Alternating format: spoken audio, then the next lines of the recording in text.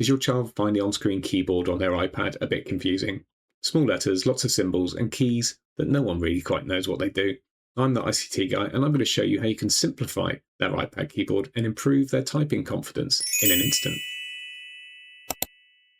To start with, you're going to have to download and install the keyboards. And to do that, you go to the App Store. And from here, you're going to search for Keedogo. And as you see, they have two keyboards available. There is Keedogo and there is Keedogo Plus. Keedogo costs 99 pence and Keedogo Plus costs £2.99. And the main difference here is that Keedogo Plus introduces a predictive text bar along the top of the keyboard. Now, once you've bought and downloaded those, you need to install them. To do that, you need to open up the Settings app. And in general, you need to scroll down until you see Keyboards. Click there and click on Keyboards. You can see you have your default keyboard available, and there's an option here that says Add New Keyboard. When I open that up, you can see there are third-party keyboards here, and I have Keedogo. You choose which language you want to add. And then I also going to add the other one, Keedogo Plus. Again, I'm going to add English UK for that one. So there it is. I have my two keyboards now added. We go back to the main screen and open up the Notes app. I will give it a demo. So the default keyboard comes up first. And if we go down here to the globe icon, if you hold down on that, it will come up with the different keyboards that are available. If you tap on it, it will cycle through the different keyboards, but I'm going to show, first of all, Keedogo. And here it is. You can see that it is a bright yellow keyboard and the vowels are in a different color. They're all lowercase and all the extra keys have all been removed. So we've just got the basics here, a really nice, clean, easy setup. Now to make any adjustments to this, because you might not quite like this one, if you select the numbers, and then you can see now there is an option for a cog over here on the bottom right, and that's the settings. If you click on that, you see you can change the theme. And we've got a few different themes. We've got standard, neutral, strawberry, purple rain, and marine. I'm going to go back to the colourful one. And then some of the other options we've got.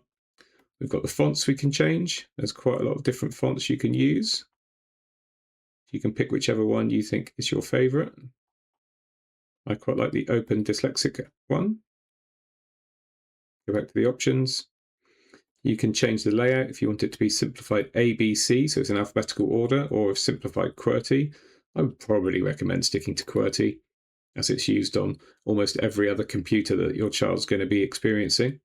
You can turn the colour vowels on or off, and you can make the key label case either dynamic or always capital. So dynamic would mean that it would change if you're pressing shift, it will go to capital letters and back, or you can have it so that it remains to be always capital on. I'd leave that as a default. Okay, so those are the main settings for that. Let's have a little look at how that seems now. I've changed the font. Looks great. I might just switch to a different one. I quite like, let's have a look at strawberry, shall we? That's quite nice. And let's turn off the color vowels and have a look what the keyboard looks like. There we have it, a nice, clear, crisp. And what I like about the open dyslexic font is all of the letters have got that extra weighting at the bottom. And that is supposed to help dyslexics be able to read more clearly, and it stops the letters moving around so much when they type them. So that is Keedogo. I'm going to show you now Keedogo Plus. So we go back to this globe icon, long press on it and select Keedogo Plus. And here we are now in Keedogo Plus. And you may notice actually it looks exactly the same, but it's got this different features that I'm going to show you now. So first of all, we can change the themes like we did for the other ones, and they are all pretty much the same. Let's try the purple rain theme, shall we? And here we can also change the font, we can change the layout, and we can change the height of the top bar, and that's where all of the predicted words are going to be. So we could make that large, so I can show you what it will look like.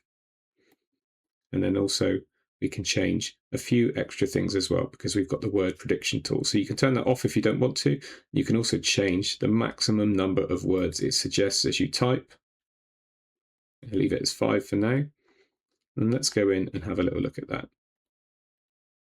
So here we can see we've got all of the words up here. So it predicts it quite nicely. And if I was going to type, it does it quite nicely. So have a go with that, see what you think. So I'd only really get the Keedogo Plus if you wanted to use the predictive text feature along the top here. Now the iPad default keyboard does have that as well, but as you can see, the words are a lot smaller, and there's also a few other buttons around there. And when you look at the comparison here, you can really see the difference between this one and this one. Much clearer and easier to see, and much more accessible for your children. There you have it, how you can simplify the on-screen keyboard for an iPad and make it easier for your children to type. I hope you found this video useful. If you did, do consider subscribing to my channel so you can get notified about any future videos I make. Leave a comment below saying if you've tried out one of these keyboards and what you like most about it. I'm the ICT guy, and thanks very much for watching.